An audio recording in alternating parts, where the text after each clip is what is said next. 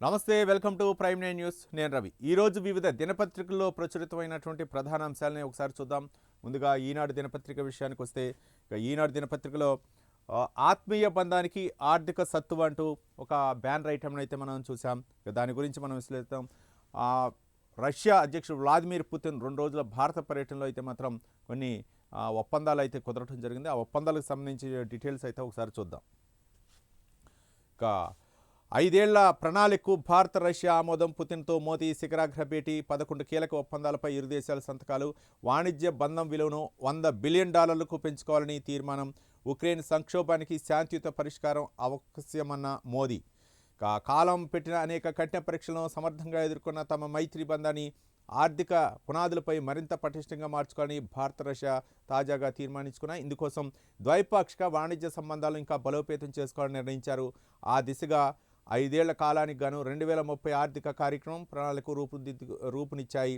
భారత పర్యటనకు వచ్చిన రష్యా అధ్యక్షుడు వ్లాదిమిర్ పుతిన్తో ప్రధానమంత్రి నరేంద్ర మోదీ ఢిల్లీలోని హైదరాబాద్ హౌస్లో శుక్రవారం జరిగిన శిఖరాగ్ర సమావేశంలో ఇరు దేశాల మధ్య మొత్తం 11 కీలక ఒప్పందాలు అయితే మాత్రం కుదిరాయి. ఆరోగ్యం, ఆహార భద్రత, నౌకాయానం, ఎరువులు, విద్య, భారత్ నుంచి రష్యాకు నిపుణులైన కార్మికుల వలస తదితర రంగాల్లో పరస్పర సహకారం పెంపునకు ఇవి దోహదపడుతున్నాయి.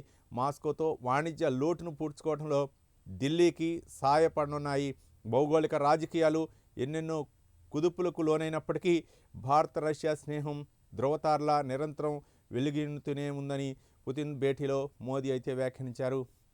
మొత్తానికి 2 రోజుల అమెరికా అధ్యక్షుడు రష్యా అధ్యక్షుడు వ్లాదిమిర్ పుతిన్ పర్యటన అయితే 2 రోజులు చాలా ఆసక్తికరంగా జరిగింది. మొత్తానికి ఎన్నో సంవత్సరాల నుంచి ఉన్నటువంటి మైత్రి బంధానికి అయితే మాత్రం మరో మైలురాయి అని మనం చెప్పవచ్చు. దాదాపు 23వ శిఖరాగ్ర సమావేశం అయితే భారత రష్యాల మధ్య అయితే మాత్రం సాగింది. ఇక హైదరాబాద్ హౌస్లో అయితే మాత్రం విందు కార్యక్రమాన్ని కూడా ఏర్పాటు చేయడం జరిగింది. మొత్తానికి రష్యాకి భారత్కు ఉన్నటువంటి బంధం బలోపేతంగా దాదాపు 11 ఒప్పందాలు కుదిరాయి. కాబట్టి ఈ ఒప్పందాలతోటి భారత్కి అలాగే రష్యాకి ఉన్నటువంటి మైత్రి బంధం అయితే మాత్రం ఇంకొంచెం దృఢంగా ఉందని చెప్పవచ్చు.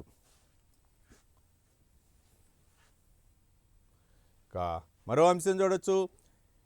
ఎగరని ఇండిగో 1000కు పైగా విమానాల రద్దు. తీవ్ర ఇబ్బందులు ఎదుర్కొంటున్న ప్రయాణికులు. రైల్వే ప్లాట్ఫామ్లో తలపిస్తున్న ఎయిర్పోర్ట్లు సాధారణ పరిస్థితులు నెలకొనడానికి మరో 5 నుంచి 10 రోజులు పట్టే అవకాశం.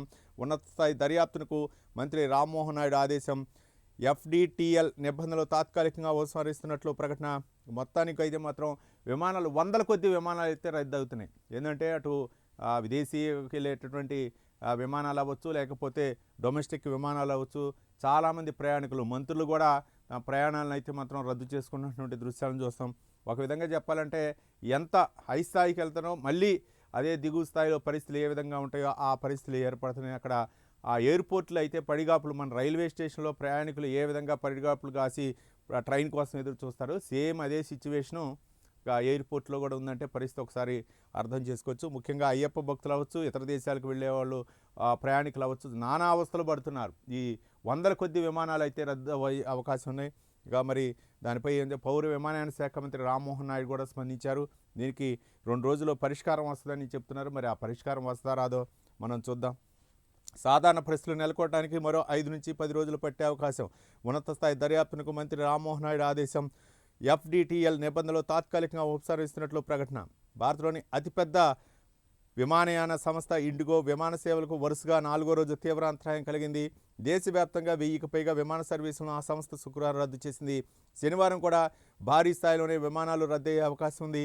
సాధారణ పరిస్థితులు నెలకొనడానికి మరో 5 నుంచి 10 రోజులు పడుతుందని ఆ సంస్థ ముఖ్య కార్యనిర్వహణాధికారి CEO పీటర్ ఎల్బెర్స్ తెలిపారు. ఇండిగో విమానయాన సేవల అంతరాయాన్ని కేంద్రం తీవ్రంగా పరిగణించింది. ఈ అంశంపై ఉన్నత స్థాయి దర్యాప్తునకు పౌర విమానయాన శాఖ మంత్రి రామ్మోహన్ నాయుడు ఆదేశించారు. రానున్న 3 రోజుల్లో విమాన సర్వీసులను పూర్తి స్థాయిలో పునరుద్ధరించేందుకు అన్ని చర్యలు తీసుకుంటామని ఆయన చెప్పారు. ఇక మొత్తానికైతే మాత్రం ఇండిగో సేవలతోటి ప్రయాణికులు పడుతున్నటువంటి ఇక్కట్లకైతే మాత్రం తెరదించే విధంగా అయితే మాత్రం ఆయన చర్యలు చేపడుతున్నట్టు తెలుసు.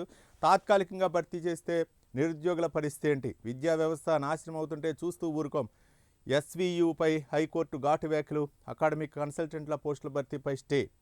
అకాడమిక్ కన్సల్టెంట్ల నియామకం 2025-26 కోసం శ్రీ వెంకటేశ్వర విశ్వవిద్యాలయం ఎస్వియు రిజిస్ట్రార్ ఇచ్చిన నోటిఫికేషన్ అమలులో హైకోర్టు నిలుపుదల చేసింది.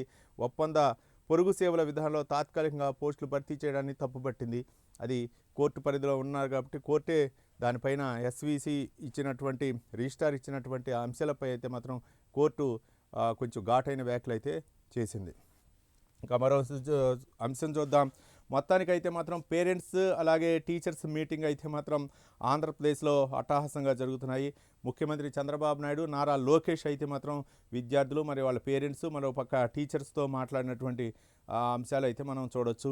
మన విద్యా వ్యవస్థ దేశానికి ఆదర్శం. జనవరిలో విద్యార్థుల భాగస్వామ్య సదస్సు నిర్వహణ.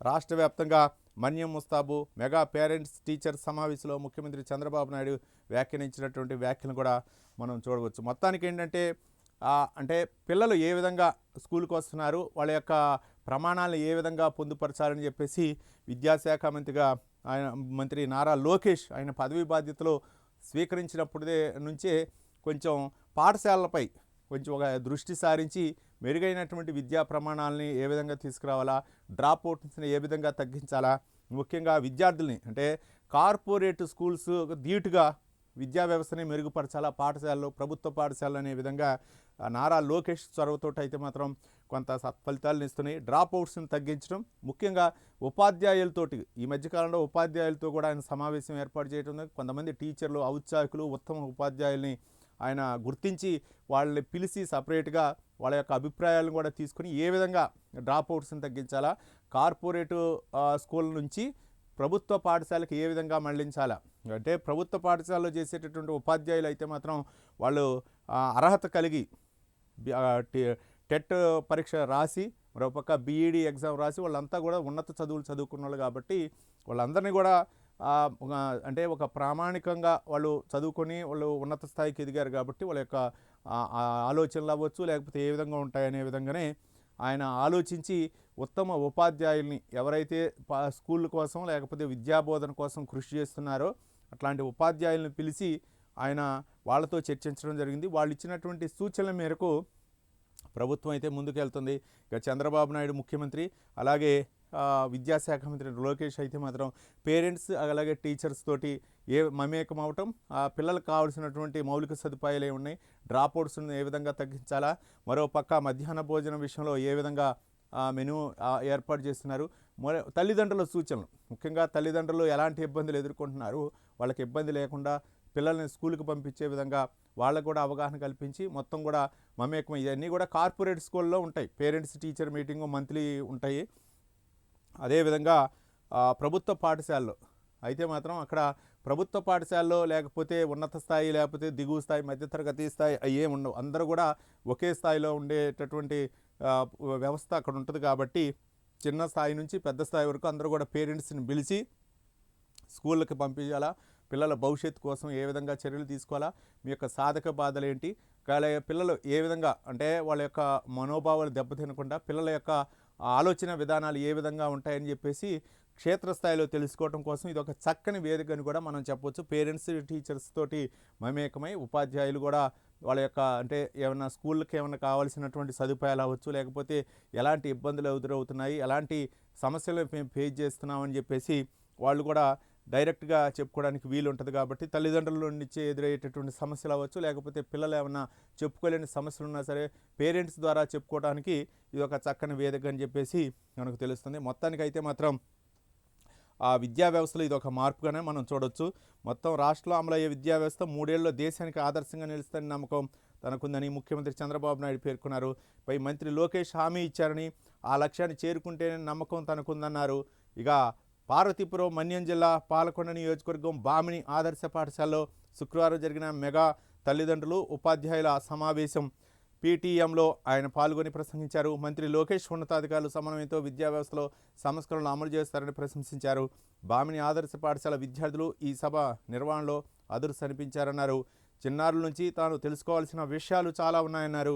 అన్ని అంశాల్లో పరిజ్ఞానం అందించేలా బలమైన పునాది వేసే బాధ్యత తీసుకుంటారని తెలిపారు. ఇంకా ఏం చెప్పారంటే విద్యార్థులతో ఇటీవల మాక్ అసెంబ్లీ నిర్వహించాం, వారు శాసనసభ్యులను మించిపోయారు, నూతన ఆవిష్కరణతో ప్రతిభ చూపించిన విద్యార్థులతో భాగస్వామ్యం అని చెప్పేసి ఒక అంశాన్ని అయితే మనం చూడొచ్చు. మొత్తానికైతే మాత్రం ఈ మధ్యకాలంలో విద్యార్థులతో మమేకమై విద్యార్థులతో కూడా మాక్ అసెంబ్లీ నిర్వహించారు. వాళ్ళు మాట్లాడిన విధానం చూస్తే మన ఎన్నికైనటువంటి శాసనసభ్యులు కూడా సరిపోరు వారు మాట్లాడే విధానికి అని చెప్పేసి నారా లోకేష్ మాట్లాడినట్టు వ్యాఖ్యలు చేస్తారు. విశాఖ ఉక్కు ప్రైవేటీకరణ లేదు, ఇది ఒక ఆసక్తికరమైనటువంటి అంశం. కేంద్ర మంత్రి శ్రీనివాస వర్మ స్పష్టీకరణ. ఇది విశాఖ ఉక్కు విశాఖ ఉద్యోగస్తులకి ఇది ఒక మంచి అంశం అన్నమాట. విశాఖ ఉక్కు ప్రైవేటీకరణ లేదని కేంద్ర మంత్రి సాక్షాత్తు ప్రకటించడం అంటే విశాఖ ఉక్కు కర్మాగారంలో 32 విభాగాలను ప్రైవేటుకు అప్పగించేందుకు ఎక్స్ప్రెషన్స్ ఆఫ్ ఇంట్రెస్ట్ పిలిచారన్న వాదనలు ఉక్కు శాఖ సహాయ మంత్రి భూపతిరాజు శ్రీనివాస్ వర్మ తోసిపుచ్చారు. శుక్రవారం రాజ్యసభలో వైకాపా ఎంపీ గొల్ల బాబురావు RINLLలోని 32 విభాగానికి ప్రైవేటు వారిని ఆహ్వానిస్తూ కేంద్రం ఏమైనా EOI ఆహ్వానించిందా అని అడిగిన ప్రశ్నకు కేంద్ర మంత్రి లేదని సమాధానం చెప్పారు. స్టీల్ ప్లాంట్ పూర్తిస్థాయి ఉత్పత్తి సామర్థ్యంతో నడపడానికి రోజుకు 9 రెక్కల బొగ్గు కావలసి ఉండగా ప్రస్తుతం 6 రేకులే ఉన్నాయని చెప్పేసి ఆయన అన్నారు. మొత్తానికైతే మాత్రం ఇక దేశీయ బాయిలర్ బొగ్గు రోజుకు ఒక రేక్ మీడియం కోకింగ్ కోల్ 4 రోజులకు ఒక రేక్ అయితే చాలని ఆయన స్పష్టం చేశారు. మొత్తానికి అది విశాఖ ఉక్కు సంబంధించినటువంటి అంశం బొగ్గు గురించి. కాకపోతే ఆయన అయితే కొన్ని వ్యాఖ్యలు చేశారు, కానీ అది ఆందోళన అయితే మాత్రం కొనసాగుతూనే ఉంది. వాళ్ళలో ఎక్కడో భయం. దాదాపు 32 డిపార్ట్మెంట్లని విభాగాలు అయితే ప్రైవేట్కి అప్పగించేందుకు ఏమైనా చర్యలు తీసుకుంటున్నారని చెప్పేసి వైకాపా ఎంపీ అడిగినటువంటి ప్రశ్నకైతే మాత్రం ఆయన సమాధానం చెప్పారు. ఇప్పుడు అయితే లేనట్లుగా కనిపిస్తుంది. మొత్తానికైతే మాత్రం కూటమి అధికారంలోకి వచ్చిన తర్వాత సంవత్సరంన్నరలో రకరకాలైనటువంటి పరిణామాలు, అక్కడ ఉద్యోగస్తులు కూడా ధర్నాలు రాస్తారోకోళ్ళు చేస్తున్నారు. కానీ అట్లాంటి ప్రతిపాదన ఏదీ లేదన్నట్లుగా కేంద్ర ఉక్కు శాఖ సహాయ మంత్రి శ్రీనివాస్ వర్మ చెప్పిన అంశాలు కాబట్టి మరి చూద్దాం అది ప్రైవేటు పరంగా ఇచ్చే అవకాశాలు ఉన్నాయా లేవా అనేది. ఒక పక్క ఉద్యోగస్తులు అందరూ కూడా ధర్నాలు చేస్తారు. ఇక సాక్షి దినపత్రిక విషయానికి వస్తే సాక్షిలో చూడొచ్చు, ఉన్నత శిఖరాలకు మన బంధం, 8 దశాబ్దాల స్నేహానికి నూతన శక్తి వేగాన్ని జోడిద్దాం, 2030 నాటికి $100 బిలియన్ వార్షిక వాణిజ్యం అంటూ అమెరికా చేస్తున్నటువంటి ఆంక్షలు ఏవైనా ఉన్నా సరే వాటిని అన్నిటి కూడా పక్కన పెట్టేసి మనం రష్యా నుంచి చమురు కొనుగోలు విషయం ఏదైతే ఉందో దాన్ని కూడా ఈ వేదిక ద్వారా పుతిన్ అయితే కొన్ని ఆసక్తికరమైనటువంటి వ్యాఖ్యలు చేశారు. రష్యా అధ్యక్షుడు వ్లాదిమిర్ పుతిన్ చేసినటువంటి వ్యాఖ్యలు మనం ఒకసారి చూడొచ్చు. ప్రధాని మోదీ రష్యా అధినేత పుతిన్ నిర్ణయం తీసుకున్నారు. ఢిల్లీలో 23వ ఇండియా రష్యా సదస్సు, కీలక రంగాల్లో పరస్పర సహకారానికి 11 ఒప్పందాలు, ఉక్రెయిన్పై యుద్ధానికి తెరపడాలని ప్రధాని మోదీ ఆకాంక్ష, ఉక్రెయిన్ రష్యా మధ్య శాశ్వత శాంతికి సహకరిస్తానని వెల్లడి, భారత్ తటస్థం కాదు శాంతి పక్షానే అని స్పష్టీకరణ, రష్యా పౌరుల కోసం ఉచిత వీసా పథకాలు ప్రకటించిన మోదీ, భారత్కు నిరంతరాయంగా ఇంధనం సరఫరా చేస్తామన్న పుతిన్, ఎన్ని ఒత్తిళ్లు ఉన్నా వెనక్కి తగ్గబోమని ఉద్ఘాటన, బిజినెస్ ఫోరం భేటీకి హాజరైన మోదీ పుతిన్. ఇక భారీగా పెట్టుబడులు పెట్టాలని వ్యాపారవేత్తలకు మోదీ పిలుపు, ఇరు దేశాల మధ్య అవరోధాలు లేకుండా వాణిజ్యం జరగాలన్న పుతిన్. మనం ఇక్కడ గమనించాలి, 11 కీలకమైనటువంటి ఒప్పందాలు జరిగినాయి భారత రష్యాల మధ్య. ఎప్పుడు కూడా స్నేహబంధం ఉంటుంది రష్యా. అయితే ఉక్రెయిన్ యుద్ధం సమయం అప్పుడు కూడా భారత్ అయితే మాత్రం శాంతినే కోరుకుంది, యుద్ధం వద్దు అనే విధంగానే కోరుకుంది. కాబట్టి అది ఉక్రెయిన్ రష్యా యొక్క వాళ్ళ 2 దేశాల మధ్య ఉన్నటువంటి, ఒక పక్క అమెరికా శాంతి చర్యలు చేపడుతున్నారని చెప్పేసి అమెరికా అధ్యక్షుడు డొనాల్డ్ ట్రంప్ చెప్తున్నారు. కాబట్టి మరి శాంతి చర్చలు సఫలం అవుతాయా లేదనేది కూడా మనం వేచి చూడాలి. ఒక పక్క అయితే మాత్రం మోదీ కూడా ఉద్ఘాటించారు. మోదీ అయితే మాత్రం శాంతి కోసం, ఆయన ఏదో అమెరికా ఒత్తిళ్ళకి తలగ్గే వ్యక్తి అయితే కాదు. కాబట్టి ఆయన ఒక స్థిరమైన బలమైన దృఢ విశ్వాసం కలిగినటువంటి వ్యక్తి అని చెప్పేసి మోదీని కూడా పుతిన్ ప్రశంసించినటువంటి అంశాలను మనం చూడవచ్చు. మొత్తానికైతే మాత్రం ఇక రష్యా నుంచి చమురు కొనుగోలు విషయంలో వెనక్కి కూడా తగ్గలేదు. అంటే ఇతర దేశాలు, అమెరికా లాంటి దేశం కూడా ఒత్తిడి తీసుకొచ్చినా సరే సుంకాల పేరుతోటి రష్యా నుంచి చమురు దిగుమతి చేసుకోవడాన్ని ఆపాలి అని చెప్పేసి అమెరికా అధ్యక్షుడు డొనాల్డ్ ట్రంప్ హెచ్చరించినా సరే వాటన్నిటిని కూడా బేఖాతరు చేసి మనమైతే మాత్రం చమురు దిగుమతి చేసుకుంటున్నాం. ఆ చమురుపై వచ్చే డబ్బుల్ని ఉక్రెయిన్ యుద్ధానికి ఉపయోగిస్తుందని చెప్పేసి అమెరికా అధ్యక్షుడు డొనాల్డ్ ట్రంప్ వాదన. వాటన్నిటి కూడా మనం ఇచ్చి ఒక సార్వభౌమాధికారం కలిగినటువంటి దేశం భారతదేశం అని చెప్పేసి మోదీ కూడా చాలాసార్లు హెచ్చరించినటువంటి అంశం. ఒక దేశ అంతర్గత విషయాల్లో కలగజేసుకోవద్దని కూడా ఒక పరోక్షంగా చెప్పినటువంటి అంశాలను చూద్దాం. ఇండిగో తెచ్చిన సంక్షోభం, గుత్తాధిపత్యాన్ని అడ్డం పెట్టుకుని వ్యవహారం, విమానాలు రద్దు అవడంతో రాయ్పూర్ ఎయిర్పోర్ట్లో అవసరపడుతున్న ప్రయాణికులంటూ మరొక కథనాన్ని అయితే చూడడం. విమాన సర్వీసులు రద్దు అవడంతో ప్రయాణికులు నానా ఇబ్బందులు పడుతున్నారు. నిబంధనలు పాటించడం ఇష్టం లేక రద్దుల పర్వం. శుక్రవారం ఒక్కరోజే 1000కి పైగా విమానాలు రద్దు. గడిచిన 2 రోజుల్లో మరో 1000 విమానాలు క్యాన్సిల్. దిగివచ్చిన డీజీసీఏ తాత్కాలిక మినహాయింపులు. ఇండిగోలో పైలట్ల డ్యూటీ నిబంధనలు ప్రస్తుతానికి పక్కకు పెట్టారు. దీంతో శనివారం నుంచి పరిస్థితి మారవచ్చన్న ఇండిగో సీఈఓ, పరిస్థితి పూర్తిగా మామూలుగా అవడానికి 2-3 వారాలు పట్టే అవకాశాలు ఉన్నట్టు తెలిసింది.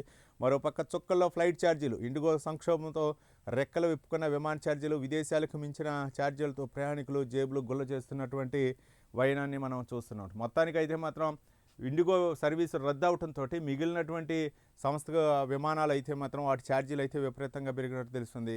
ఇక ఇండియాలో తిరిగేటటువంటి డొమెస్టిక్ ఫ్లైట్స్లో తిరిగే వాళ్ళకైతే మాత్రం ఛార్జీలు విపరీతంగా పెంచినట్లు తెలుస్తుంది.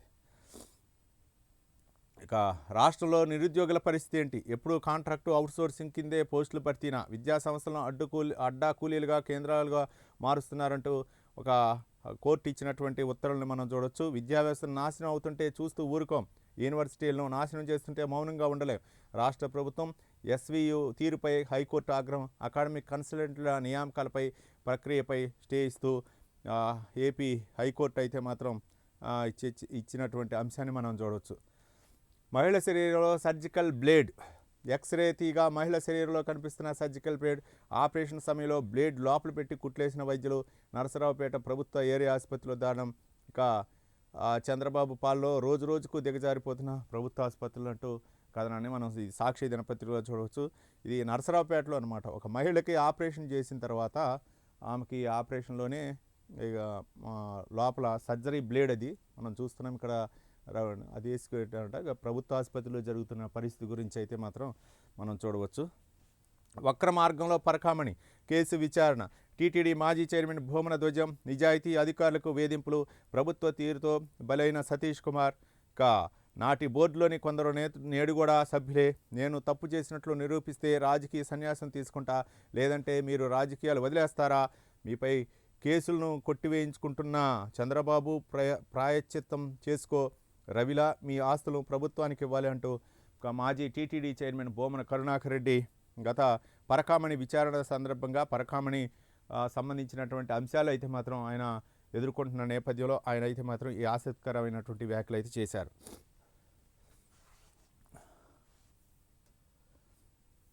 ఇక మరో అంశం చూడవచ్చు. మా గూడును కూల్చారు. వైఎస్ జగన్కు విజయవాడ భవానీపురం బాధితుల ద్వారా ప్లాట్లు కొన్ని అనుమతులతో ఇళ్లు నిర్మించుకున్నాం. 23 ఏళ్ల తర్వాత సొసైటీ పేరిట వచ్చి ఖాళీ చేయమన్నారు. కోర్టు ఉత్తర్వులు ఉన్న మా ఇళ్లను నేలమట్టం చేశారంటూ జగన్కి అయితే విన్నవించుకున్నటువంటి చూడొచ్చు. విజయవాడ భవానీపురంలో కొన్ని ఇళ్లను అయితే మాత్రం కూల్చివేయడం జరిగింది.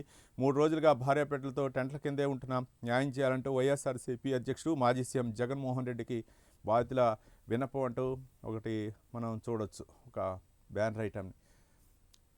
Start action cut. సినిమా షూటింగ్ను తలపించే మెగా పీటీఎం. క్లాస్ రూమ్ సెట్టింగ్లో పక్కా స్క్రిప్ట్తో సీఎం చంద్రబాబు, మంత్రి లోకేష్ అంటూ ఇంకా నిన్న జరిగినటువంటి పేరెంట్స్ అలాగే టీచర్స్ మీటింగ్ సందర్భంగా జరిగినటువంటి పరిణామాలని సాక్షి దినపత్రికలో వక్రీకరిస్తూ రాసినటువంటి అంశాలు. క్లాస్ రూమ్ సెట్టింగ్లో పక్కా స్క్రిప్ట్తో సీఎం చంద్రబాబు, మంత్రి లోకేష్ షో అంటూ ముందుగా ఎంపిక చేసిన వారికే మాట్లాడే అవకాశం. స్కూల్ కమిటీ చైర్మన్కు వేదికపై చోటు దక్కని వైనం. గత ప్రభుత్వం నాడు నేడు ఆనవాళ్లు కనిపించకుండా అలంకరణ చేశారు. విద్యారంగాన్ని దిగజార్చి మళ్ళీ పీటీఎంలా అంటూ ఒక కథనాన్ని అయితే మనం చూడవచ్చు. ఇక మరో దినపత్రిక ఆంధ్రజ్యోతి విషయానికి వస్తే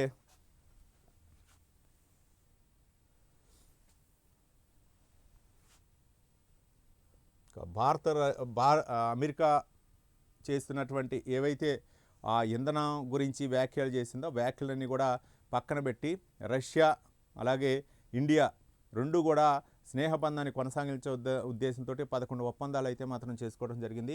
మొత్తానికి భారత ఇంధన అవసరాలని తీరుస్తూ ఉంటూ రష్యా అధ్యక్షుడు వ్లాదిమిర్ పుతిన్ చేసినటువంటి వ్యాఖ్యలను కూడా మనం చూడవచ్చు. ప్రధాని నరేంద్ర మోదీతో జరిగినటువంటి 23వ వార్షిక శిఖరాగ్ర సమావేశాల చర్చల సందర్భంగా వ్యాఖ్యానించినటువంటి వ్యాఖ్యలను అయితే మాత్రం ఆంధ్రజ్యోతి దినపత్రికలో ఒక బ్యానర్ ఐటమ్గా ప్రచురించింది. దానికి సంబంధించినటువంటి అంశాలను చూస్తూ భారత ఇంధన అవసరాలని తీరుస్తాం, అంతరాయం లేకుండా చమురు సరఫరా చేస్తాం, కోడంకుళం అణు విద్యుత్ ప్లాంట్కు సహకరిస్తాం, ప్రధాని మోదీతో భేటీలో రష్యా అధ్యక్షుడు పుతిన్ హామీలు, ఢిల్లీలోని హైదరాబాద్ హౌస్లో 23వ శిఖరాగ్ర సమావేశం, భారత రష్యా మధ్య 5 ఏళ్ల వ్యవధికి ఆర్థిక ఒప్పందం, 2030 నాటికి ద్వైపాక్షిక వాణిజ్యం $100 బిలియన్, ఆరోగ్యం, ఆహార భద్రత, షిప్పింగ్ తదితర 16 ఒప్పందాలు, ఉక్రెయిన్తో శాంతియుత ముగింపు మోదీ సూచించినట్లు ఒక అంశాన్ని కూడా మనం చూడవచ్చు. భారత రష్యా స్నేహం ఒడిదుడుకులను తట్టుకొని ధ్రువతారగా నిలిచిందని వెల్లడి, చర్చల తర్వాత మోదీ పుతిన్ మీడియా సమావేశం, రాష్ట్రపతి భవన్లో విందు, ఇక స్వదేశానికి బయలుదేరిన పుతిన్.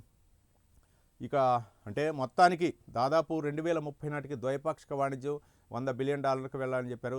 మొత్తానికి 16 ఒప్పందాలు అయితే జరిగినాయి. ఇక మొత్తానికి భారత్ రష్యా స్నేహం అయితే మాత్రం చాలా కొన్ని దేశాలు అయితే ప్రయత్నించినాయి. అంటే ఉదాహరణకు అమెరికా చేసినటువంటి ప్రయత్నాలు కూడా రష్యా భారత్ మైత్రీ బంధాన్ని దెబ్బతీయాలని విశ్వ ప్రయత్నం చేసినా సరే, ఇంకా ఎన్ని ఒడిదుడుకులు వచ్చినా సరే తట్టుకొని ఒక ధ్రువతారలా నిలిచిందని చెప్పేసి అయితే వ్యాఖ్యానించారు.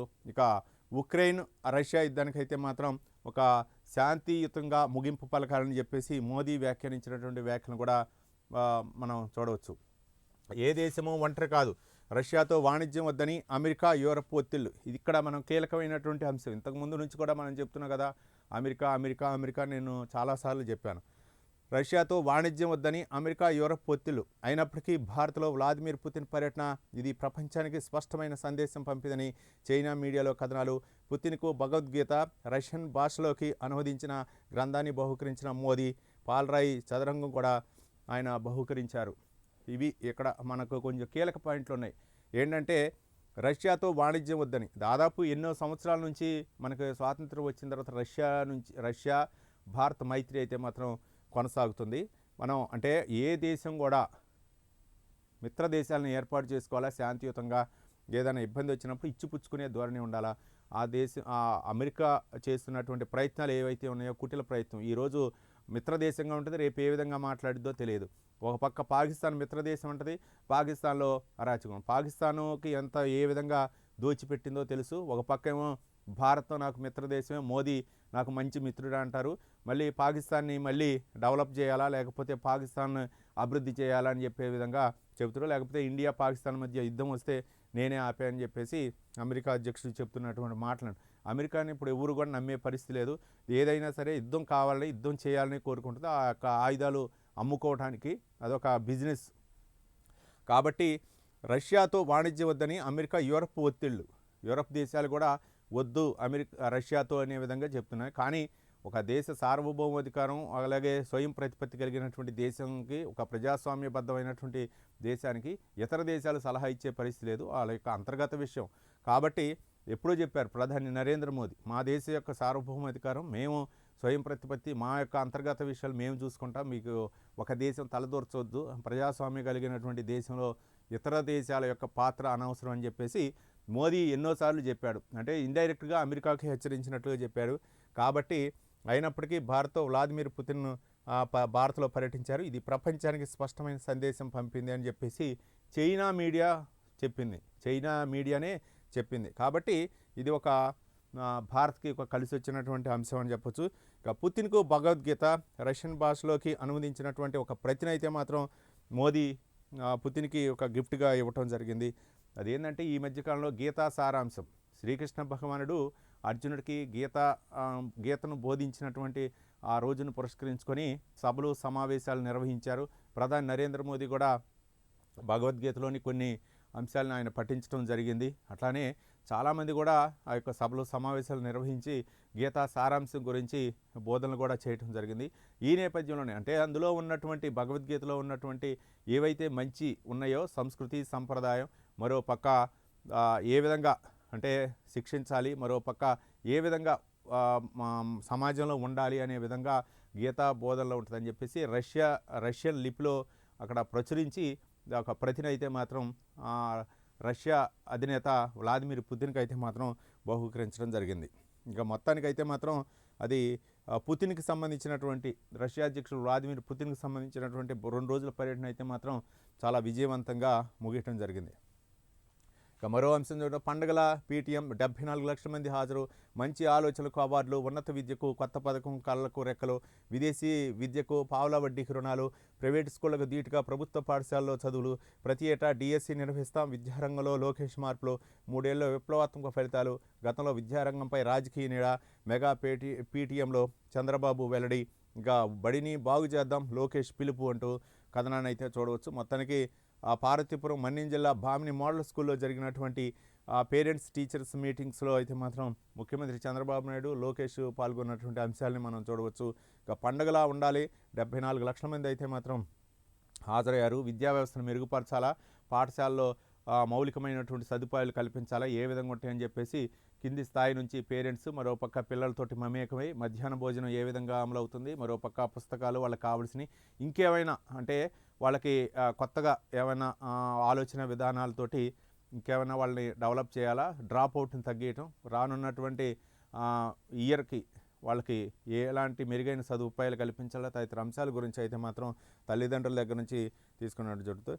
ఇక చదువు బలమైన ఆద్యం, 1,00,000 మంది మెదడును కదిలించే శక్తినిస్తుందంటూ deputy CM Pawan Kalyan Chilakaluripet mega PTM విద్యార్థులతో మాట్లాడినటువంటి అంశాలను చూడవచ్చు. పవన్ కళ్యాణ్ కూడా చిలకలూరిపేటలో అయితే మాత్రం ఒక స్కూల్లో ఆయన కూడా హాజరవడం జరిగింది, విద్యార్థులతో ముచ్చటించడం జరిగింది, ఇక టీచర్లతో కూడా మాట్లాడడం జరిగింది. ఒక పిల్లల అభిప్రాయాలు, ఒక టీచర్స్ అలాగే పిల్లల యొక్క తల్లిదండ్రుల యొక్క అభిప్రాయాన్ని కూడా ఆయన తెలుసుకోవడం జరిగింది.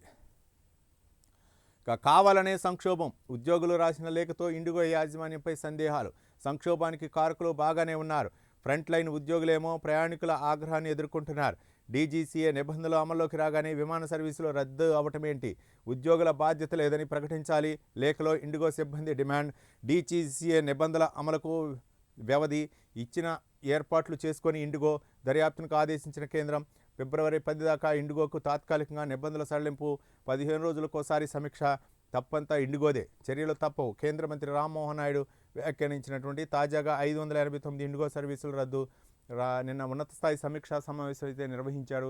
మరి దీని మీద ఒక క్లారిటీ ఈరోజు అయితే ఒక క్లారిటీ వచ్చే అవకాశం ఉంది. ప్రయాణికులు అయితే మాత్రం అవస్థలు చాలా ఇబ్బందులు ఎదుర్కొంటున్నారు. మరో పక్క దాదాపు వందలాది ఈ యొక్క ఇండిగో విమానాలు రద్దు అవడంతో ప్రయాణికులు పడిగాపులు కాస్తున్నారు. వాళ్ళకి ఆహారం అలాగే తాగటానికి నీరు లేక ఒక పక్క అయితే మాత్రం ఫ్లోర్లోనే పడుకొని వాళ్ళ యొక్క జీవనాన్ని కొనసాగిస్తున్నారు. ఒక్కసారి రద్దు అవడంతో వాళ్ళు అంటే ఇతర దేశాలకు వెళ్ళే వాళ్ళు ఉంటారు కాబట్టి వాళ్ళ యొక్క షెడ్యూల్లో ఒక్కసారిగా చేంజ్ అవడంతో చాలా ఇబ్బంది పడుతున్నట్లు చూడొచ్చు. ఇక మ్యాచ్ ఫిక్సింగ్ గుత్తాధిపత్యం వల్లే ఇండిగో సంక్షోభంపై రాహుల్, పార్టీ ప్రభుత్వం వ్యాపారాలను ఇద్దరే నడిపితే ఇలాగే ఉంటుందంటూ కేరా ఒక వ్యాఖ్యలను అయితే మనం చూడవచ్చు. జమిలీకి అసెంబ్లీలో ఆమోదం అవసరం లేదు, జేపీసీ సభ్యులకు స్పష్టం చేసిన లా కమిషన్, వచ్చే బడ్జెట్ సమావేశాల్లో జేపీసీ నివేదిక. జమిలీ ఎన్నికలకైతే మాత్రం ఒక జేపీసీ సభ్యులకు, దీనికి మాజీ రాష్ట్రపతి రామ్నాథ్ కోవింద్ జేసీ కమిషన్కి అయితే మాత్రం ఆయన చైర్మన్గా ఉన్నారు. ఈ నేపథ్యంలో ఆయన ఒక నివేదికనైతే మాత్రం జేపీసీ ఒక నివేదిక ఇవ్వటం జరిగింది. ఇంకా అంటే జమిలీ అసెంబ్లీల ప్రమేయం లేకుండానే జమిలీ ఎన్నికలకు వెళ్ళొచ్చు కేంద్రం తీసుకొచ్చే ఈ బిల్లు ద్వారా అని చెప్పేసి ఒక నివేదిక అయితే ఇవ్వటం జరిగింది. ప్రతి సంవత్సరం కూడా ఒక 4-5 రాష్ట్రాల్లో ఎన్నికలు ఉన్నాయి. దీనివలన ముఖ్యంగా విద్యా వ్యవస్థపై ప్రభావం చూపుతుంది. ఓటింగ్ అవ్వచ్చు, లేకపోతే ఎన్నికల నిర్వహణ అవ్వచ్చు, ఎన్నికల ప్రక్రియ అవ్వచ్చు, వాటన్నిటి నిర్వహణలో దాదాపు 4-5 రాష్ట్రాలు ప్రతి సంవత్సరం కూడా ఎన్నికలు ఉంటున్నటువంటి తరుణంలో వాటిలో ముఖ్యంగా ఉపాధ్యాయులే ఎక్కువగా ఓటింగ్లో పాల్గొనటం, మరోపక్క వాళ్ళకి అంటే ఒక పక్క ఏమో స్కూల్లోనే ఈ ఓటింగ్ ప్రక్రియ నిర్వహిస్తుండటంతో ఆ స్కూళ్ళకి 2 రోజులు 3 రోజులు సెలవులు ఇవ్వటం, ఇవన్నీ జరుగుతున్న నేపథ్యంలో ఒక్కసారి జమిలీ ఎన్నికలు ఒకే దేశం ఒకే ఎన్నిక కనుక పెట్టాలంటే ఎట్లా ఉంటుందని చెప్తే దానికి రాష్ట్రాల పర్మిషన్ అవసరం లేదన్నట్టుగా ఒక నివేదిక అయితే ఇవ్వడం జరిగింది. దానిపై ఏ విధంగా ఉంటుందో చూద్దాం. ఇంకా రుణాలు మరింత చౌక, గృహ వాహన రుణాలపై తగ్గనున్న ఈఎంఐల భారం, రెపో రేటు 0.25% తగ్గింపు, 5.25%కి రెపో, జీడీపీ వృద్ధి అంచనా 6.8 నుంచి 7.3%కి, ఓఎంఓతో 1,00,000 కోట్ల ప్రభుత్వ బాండ్ల కొనుగోలు, 45,000 కోట్లు డాలర్ రూపాయి మార్పిడి వేలం, ఆర్బీఐ ద్రవ్య పరపతి సమీక్షల నిర్ణయాలంటూ మనం ఒక అంశాన్ని అయితే మనం చూడవచ్చు. జోగి జనార్దన్ లిక్కర్ బంధం ములకల చెరువు నకిలీ మద్యం కేసులో 540 పేజీలతో ప్రాథమిక ఛార్జ్ షీటు తంబలపల్లి కోర్టులో దాఖలు చేసిన ఎక్సైజ్ పోలీసులు జోగి రమేష్ జనార్దన్ రావుల సంబంధాల ప్రస్తావన జోగి అద్దేపల్లి సోదరుల కస్టడీకి రెడీ ములకల చెరువు డిసెంబర్ 5న రాష్ట్ర వ్యాప్తంగా సంచలనం రేపినటువంటి ములకల చెరువు నకిలీ మద్యం కేసులో ఎక్సైజ్ పోలీసులు 540 పేజీలతో ప్రాథమిక ఛార్జ్ షీట్ అయితే సమర్పించారు. నిన్న డిసెంబర్ 5న అయితే మాత్రం దీనిపై అయితే మాత్రం ఎక్సైజ్ పోలీసులు అయితే మాత్రం దీనిపై ఒక క్షుణ్ణంగా అయితే మాత్రం దర్యాప్తు జరుగుతుంది. జోగి రమేష్ జనార్దన్కి ఉన్నటువంటి బంధం ఏంటి, గతంలో వైసీపీలో ఉన్నప్పుడు జరిగినటువంటి పరిణామాలు ఏంటి, వాటన్నిటిని కూడా వెలుగు తీసే పనిలో అయితే మాత్రం ఉన్నారు. ఇంకా దేవుణ్ణే దోచేశారు. గత పాలనలో తిరుమలలో ఎన్నో అక్రమాలు ఒక్కొక్కటిగా బయటకు వస్తున్నటువంటి పాపాల పుట్ట ఇప్పటికే పరకామణి కల్తీ నెయ్యిపై విచారణ, ఇంకా టీటీడీలో మరెన్నో అవినీతి ఆరోపణలు, ఎన్నికలకు ఏడాది ముందు 3,000 కోట్లతో హడావుడిగా పనులు, కోట్లలో కమిషన్లు, మార్కెటింగ్ విభాగంలో భారీ అవినీతి, 400 శాలువాలు, 1,334 కొనుగోలు, శ్రీవాణి ట్రస్ట్ నిధులు దుర్వినియోగం, శ్రీవారి తులాభారంలోనూ అక్రమాలు, అన్నిటిపైన దృష్టి పెట్టిన ప్రస్తుత పాలక మండలి ప్రక్షాళన దిశగా టీటీడీ అడుగులంటూ ఒక అంశాన్ని అయితే మనం చూడవచ్చు. ఫోన్ లొకేషన్ ఎల్లప్పుడూ ఆన్, కొత్త నిబంధన అమలుపై కేంద్ర ప్రభుత్వం కసరత్తు, గోప్యతకు భంగం, యాపిల్, గూగుల్, శాంసంగ్ నుంచి వ్యతిరేకత. మనం విజయవాడలోని గవర్నర్ నివాసం రాజ్భవన్ పేరును లోక్ భవన్గా మార్చినటువంటి ఒక అంశాన్ని అయితే మనం చూడవచ్చు.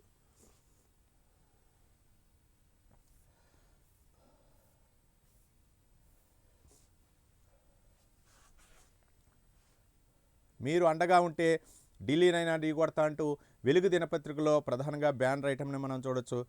కేంద్రంతో కొట్లాడి నిధులు తెస్తా సీఎం రేవంత్ రెడ్డి వ్యాఖ్యానించినటువంటి వ్యాఖ్యలను అయితే మనం చూడొచ్చు. నరసంపేట ప్రజాపాలనలో అయితే మాత్రం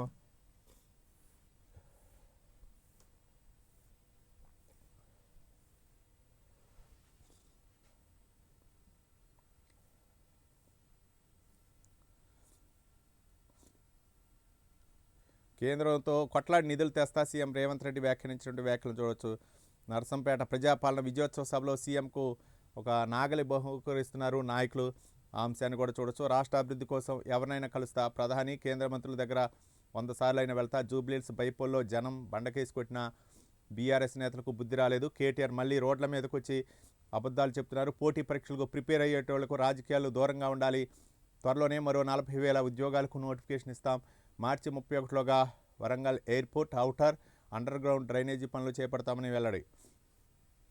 ఇక తెలంగాణ అభివృద్ధిలో గ్లోబల్ సమ్మిట్ కీలక పాత్ర పోషిస్తుందంటూ సోనియా గాంధీ వ్యాఖ్యానించిన వ్యాఖ్యలు చూసి సీఎం రేవంత్కు అభినందనలు. సోనియా రాష్ట్రాన్ని $1 ట్రిలియన్ ఆర్థిక వ్యవస్థగా మార్చే లక్ష్యంతో ఇదొక మైలురాయి అంటూ 3 అంచెల వ్యూహంతో రాష్ట్ర సర్కార్ ముందుకెళ్తుందని ప్రశంస. ఐనోళ్లతో పంచాయతీ, సర్పంచ్ ఎన్నికలో ప్రత్యర్థులుగా రక్తబంధీకులు సంబంధీకులు ఉన్నట్లు, ఒకరిపై ఒకరు బరిలోకి దిగిన అన్నదమ్ములు, యారెడ్లు, మామ అల్లుళ్ళు, పోటాపోటీగా నామినేషన్లు, విత్డ్రాల కోసం ఒత్తిళ్లు, గొడవలు, విమర్శలు, మనస్తాపాలు, రాష్ట్ర వ్యాప్తంగా వివిధ గ్రామాల్లో ఇదే పరిస్థితి అంటూ మనం చూడవచ్చు. 5 రోజులు ఫుల్ కిక్, డిసెంబర్ 1 నుంచి 5 వరకు 940 కోట్ల లిక్కర్ సేల్స్. అటు పంచాయతీ ఎన్నికలు, ఇటు జోరుగా స్టాక్ కొనుగోళ్లు, గ్రామాల్లో చుక్క ముక్కతో మస్తు దావతులు, భారీగా ఆర్డర్ పెడుతున్న కొత్త వైన్ షాపులు, బీర్ల కంటే విస్కీ, బ్రాందీ, రమ్ పైనే ఎక్కువగా దృష్టి అంటూ ఒక అంశాన్ని కూడా మనం చూడవచ్చు. 10న ఓయూకు వస్తా, వర్సిటీ అభివృద్ధికి ఎంత ఖర్చు పెట్టేందుకైనా సిద్ధం, సీఎం రేవంత్ రెడ్డి చారిత్రక భవనాలను సంరక్షిస్తూనే కొత్త నిర్మించాలంటూ ఒక అంశాన్ని అయితే మాత్రం ప్రస్తావించడం జరిగింది. ప్రొఫెసర్లు, స్టూడెంట్ల అభిప్రాయాలకు ప్రాధాన్యం ఇవ్వండి, ఈ నెలాఖరు కల్లా మాస్టర్ ప్లాన్ రెడీ చేయనట్టు ఒక అంశాన్ని అయితే మాత్రం రేవంత్ రెడ్డి ఓయూపై ఉస్మానియా యూనివర్సిటీపై అభివృద్ధికి దృష్టి పెట్టినట్టు చూడవచ్చు. మొత్తానికైతే మాత్రం స్థానిక సంస్థల ఎన్నికల్లో కాంగ్రెస్ ఏ విధంగా అయినా సరే ముందుకు వెళ్ళాలి, స్థానిక సంస్థల ఎన్నికల్లో కూడా లబ్ధి పొందాలనే ఉద్దేశంతో అయితే మాత్రం రేవంత్ రెడ్డి జిల్లాల బాట పడుతున్నారు. మరోపక్క అభివృద్ధి కార్యక్రమాలు చేస్తున్నారు. దీనిపై బీఆర్ఎస్ కూడా కంప్లైంట్ చేయడం జరిగింది. ఒక పక్క తెలంగాణ జాగృతి అధ్యక్షురాలు కవిత కూడా ఎన్నికల కమిషన్కి ఒక ఫిర్యాదు అయితే చేయడం జరిగింది. మొత్తానికి అభివృద్ధి బాటలో వెళ్తాం, మరో పక్క రాష్ట్రానికి అంటే మేము నిధులు ఇస్తాం, దాన్ని సద్వినియోగం చేయడానికి పంచాయతీ సర్పంచులు వాళ్ళందరూ కూడా మనకు అనుకూలమైన వాళ్ళు అయితేనే అది సాధ్యమవుతుందని చెప్పేసి ఇండైరెక్ట్గా మాట్లాడేటువంటి వ్యాఖ్యలు. మరోపక్క ఉస్మానియా యూనివర్సిటీలో అయితే మాత్రం అభివృద్ధి పనులు చేస్తాం, ఈ నెల 10న ఉస్మానియాకి వస్తామని చెప్తున్నారు. మరోపక్క గ్లోబల్ సమ్మిట్ కీలక పాత్ర పోషిస్తుంది. ఈ నెలలో జరిగేటటువంటి గ్లోబల్ సమ్మిట్కి అయితే మాత్రం సోనియా గాంధీ అదొక మైలురాయి అంటూ వ్యాఖ్యానించింది. మొత్తానికి ఈరోజు అన్ని దినపత్రికల్లో కూడా రష్యా భారత్ మైత్రి బంధాన్ని ప్రస్తావిస్తూ 2 రోజుల పర్యటన సందర్భంగా రష్యా అధ్యక్షుడు వ్లాదిమిర్ పుతిన్, భారత్ చేసుకున్నటువంటి ఒప్పందాలు, మోదీ ఇద్దరి మధ్య జరిగినటువంటి సంభాషణలు హైలైట్గా చేయడం జరిగింది. మరోపక్క అలాగే టీచర్స్, అలాగే మరోపక్క పిల్లలు, అలాగే తల్లిదండ్రులు తోటి పేరెంట్స్ టీచర్స్ మీటింగ్ అయితే మాత్రం ఆంధ్రప్రదేశ్లో అట్టహాసంగా జరిగింది. దాన్ని హైలైట్ చేయడం జరిగింది. మరోపక్క తెలంగాణలో పంచాయతీ ఎన్నికల్లో మాత్రం చాలామంది రక్త సంబంధీకులు, అలాగే మామ అల్లుళ్ళు, అలాగే అన్నదమ్ములు, అక్కా చెల్లెలు ఇలా ఎన్నికల్లో పోటీ చేస్తున్నది ఆసక్తికరం రేపిస్తుంది. మరోపక్క సీఎం రేవంత్ రెడ్డి అయితే మాత్రం అభివృద్ధితో ముందుకు వెళ్దాం, మరోపక్క గ్లోబల్ సమ్మిట్కి రావాలని చెప్పేసి ఆహ్వానాలు పంపడం, ఇవన్నీ కూడా ఈరోజు దినపత్రికలో హైలైట్గా మనం చెప్పవచ్చు. ఇది ఈరోజు దినపత్రికలో ప్రచురితమైనటువంటి ప్రధాన అంశాలపై విశ్లేషణ.